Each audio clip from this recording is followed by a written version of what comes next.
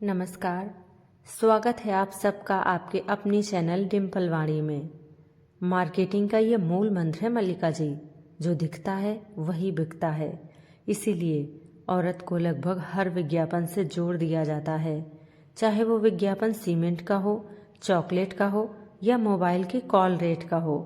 मल्लिका publishing department के manager पर बुरी तरह बरस रही थी और ये देखिए, शरीर के उभारों को दर्शाती इन औरतों के अर्धनग्न शरीर की तस्वीरें।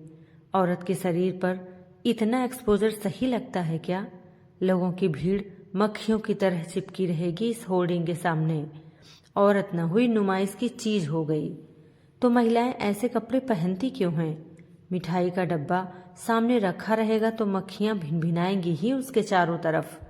राजेश ने चुटकी ली। कपड़े पहनने और बिजनेस बढ़ाने के लिए स्त्री के शरीर को सेंटर में रखकर उसकी नुमाइश करने में फर्क होता है। खोट कपड़े पहनने में नहीं, देखने वाले की नीयत में है। अफसोस, तुम भी दूसरे पुरुषों की तरह औरत को एक शरीर के रूप में ही देखते हो। कभी कभी लगता है पुरुषों की सोच और गलत मानसिकता के खिलाफ एक मोर्चा निकाल दूं। आजकल ये हर समय कौन सा राग अलापने बैठ जाती हो तुम मल्लिका? राग नहीं अलापती, नारी की सही छवि प्रस्तुत करती हूँ। सदियों से पुरुषों ने औरत को भोग की वस्तु माना, पैरों की जूती समझा। अभी भी इस स्थिति में कोई खास बदलाव नहीं आया है। अधिकांश स्त्रियां आज भी इसी स्थिति में जी रही हैं। कैसी बातें कर रही हो तुम मल्लिका? औरत उस शख्स की नज़र में जूती की तरह होती है जिसका पूरा वजूद पांव की तरह नीच और घटिया हो। आज भी आदर्श रूप में कोई भी मांगलिक कार्य स्त्री की अनुपस्थिति के बिना पूर्ण नहीं होता। अपवाद स्वरूप कुछ औरतों की इस स्थिति में थोड़ा बदलाव आया तो है, मगर अभी भी वो है तो भोग्या ही, भोग्या। समय बदल रहा है मैडम। आज स्त्री भोग्य नहीं, योग्य है। वो समय और सिचुएशन के अनुसार खुद को ढालना जानती है। मल्लिका जब से नारी मुक्ति आंदोलन से जुड़ी थी, तब से उसके मन में यही भावना घर करती जा रही थी कि स्त्री को पुरुष के रमण के लिए ही बनाया गया है। उसकी यही नियति है। प्रकृति ने उसे इसी रूप में गढ़ा है। वो चाहने पर भी इसके सिवा कुछ नहीं हो सकती। हमेशा से ही ऐसी थी और ऐसी ही रहेगी। इन्हीं विचारों के कारण मल्लिका की दृष्टि अपने पति के प्रति बदलने लगी। 10 साल हो गए दोनों की शादी को। राजेश के साथ शादी करने के लिए मल्लिका ने अपने सगे संबंधियों, यहाँ तक कि अपने माता पिता तक से बगावत की। इसी दौरान उसने एक बेटी और बेटे को जन्म दिया। पति पत्नी के बीच में कभी कोई गंभीर टकराहट नहीं हुई। जिए तो जिए कैसे, हाय बिन आपके लगता नहीं दिल मेरा। मल्लिका ऐसे रोमांटिक गाने गुनगुनाती राजेश का हर काम करती, उसका नाश्ता तैयार करती, यहाँ तक कि राजेश जब ईमेल चेक करता तो उसके मुंह में निवाला तक डालती। और खाता राजेश था और तन मल्लिका के लगता था। लेकिन नारी मुक्ति वाले आंदोलन से जुड़ने के बाद मल्लिका को पति की नज़दीकी अब खटकने लगी। पति के गले लगाने पर वो अजीब महसूस करती। उसके शरीर को पति का स्पर्श अच्छा लगता, लेकिन मन पिंजरे में बंद चिड़िया की तरह छटपटाने लगता। इसलिए वो पति के प्रति पूरी तरह समर्पित नहीं हो पाती थी। दोनों के बीच में हमेशा कुछ दूरी रह जाती। राजेश ने कई बार शिकायत भी की। क्या बात है मल्लिका, तुम अब पहले जैसी नहीं रही। पहले जैसी ही तो हूँ, कुछ न कुछ तो बदल गया है। ये तुम्हारा भ्रम है। मल्लिका को महसूस होता कि यह भ्रम नहीं, सत्य है। लेकिन उसकी जुबान की खामोशी और चेहरे पर नाराजगी या गुस्से का कोई भाव नहीं होता था। बस रहता तो उदासीनता का भाव, जिसे देखकर राजेश कभी उदास हो जाता तो कभी गुस्से में आग बबूला हो जाता। एक दिन राजेश ने सरल लेकिन स्पष्ट शब्दों में कह ही दिया, लगता है आधुनिक बनने के शौक में तुम जीवन की खुशी को खत्म कर रही हो। मल्लिका ने भी अपने भीतर घुमड़ रही बात होठों से बाहर निकाल दी। पत्नी को भोग्या बनाने में तुम्हें भी खुशी मिलती है। राजेश ने झल्ला कर कहा, इन खुशी के पलों में न कोई भोग्या है न ही कोई भोगी। हकीकत में तो दोनों ही भोगी और भोग्या हैं। ये तुम्हारा छल है। हकीकत तुम अपने मन से पूछो। मल्लिका का मन तो नारी मुक्ति ने जैसे खंडित कर दिया था। औरत भोग्या है, दासी है, पैरों की जूती जैसी है, रमणी है। ये बातें उसके दिल दिमाग से निकल ही नहीं रही थी। मन के द्वंद्व में उलझी मल्लिका को समझ नहीं आ रहा था कि अपने आप को और समूची नारी जाति को इस भोग्या वाली स्थिति से कैसे उबारे। एक दिन राजेश ऑफिस से जल्दी घर आ गया। मल्लिका ने चाय के 2 कप बनाए और स्नैक्स लेकर राजेश के पास आकर बैठ गई। चेहरा बेहद उदास था, आंखें सूजी हुई, होठों पर पपड़ियां सी उभर आई थी।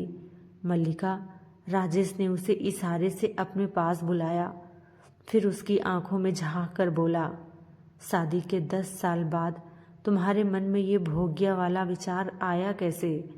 स्त्री के प्रति भोग दृष्टि पश्चिमी संस्कृति की देन है। हमारे यहाँ तो विवाह को एक धार्मिक संस्कार का रूप देकर नारी समागम को भी आध्यात्मिक स्वरूप प्रदान किया गया है। स्त्री पुरुष तो एक दूसरे के पूरक है मल्लिका। मेरी नज़र में तो पुरुष से स्त्री हमेशा ही श्रेष्ठ रही है। वो भोग्या नहीं, ना ही पुरुष के पांव की जूती है। पुरुष ऐसी मीठी मीठी बातें करके ही तो नारी को छल लेता है। पुरुष छलिया है। पुरुष को छलिया की उपाधि तो हमारे देश में सदियों से दी जा रही है। भगवान कृष्ण तक को छलिया कहा गया। इसमें नई क्या बात हो गई? ये तुम्हारा नारी मुक्ति आंदोलन तो अभी अभी आया है पश्चिम से, मगर हमारे यहाँ छलिया तो जन जन के मन में बसा हुआ है। तुम दूसरों की देखा देखी में छलिया में नया अर्थ मत भरो। परंपरागत छलिया शब्द में बड़ी मिठास है। तुम उस अर्थ में हमें छलिया कह सकती हो। राजेश ने मल्लिका को कसकर अपने बाहुपास में कैद कर लिया। ब्याह कर लाई हुई स्त्री भोग की वस्तु नहीं, बल्कि बहुत कुछ है। वो परिवार की ही नहीं, पूरे समाज की शोभा होती है। समाज में पति के साथ खानदान का नाम रोशन करके उसके वंश को आगे बढ़ाती है। असमंजस से भरी मल्लिका आंखें नीची करके चुपचाप सुन रही थी। स्त्री से प्रथम परिचय माँ के रूप में होता है।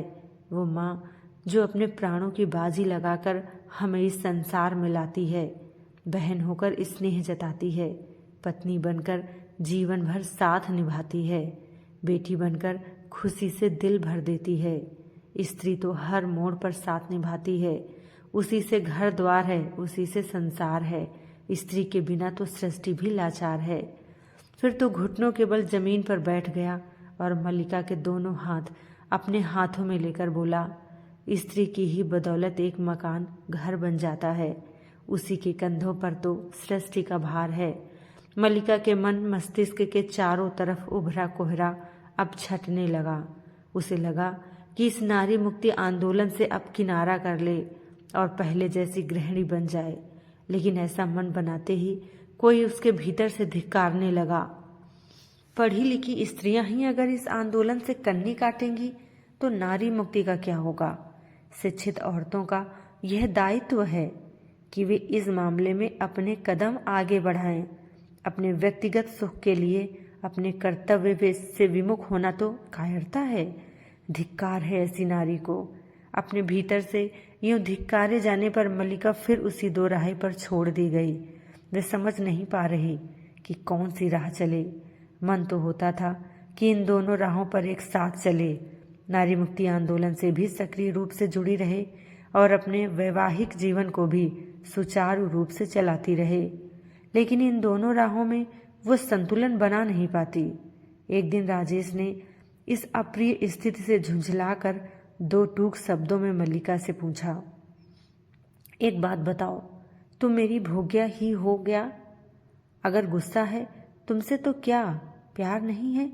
तुम मेरी मित्र, सहयोगी, सहचरी क्या कुछ नहीं हो?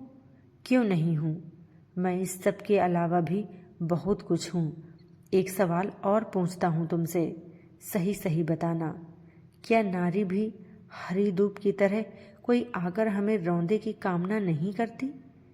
मल्लिका कोई जवाब नहीं दे पाई। बोलो ना, नारी का रोम रोम धूप की तरह रौंदे जाने को व्यग्र रहता है या नहीं? इस तीखे सवाल ने मल्लिका की आंखें खोल दी। अपनी गलती का एहसास होते ही उसने जैसे ही राजेश की बाहों में सिर छुपाया, राजेश ने चुंबनों की झड़ी लगा दी।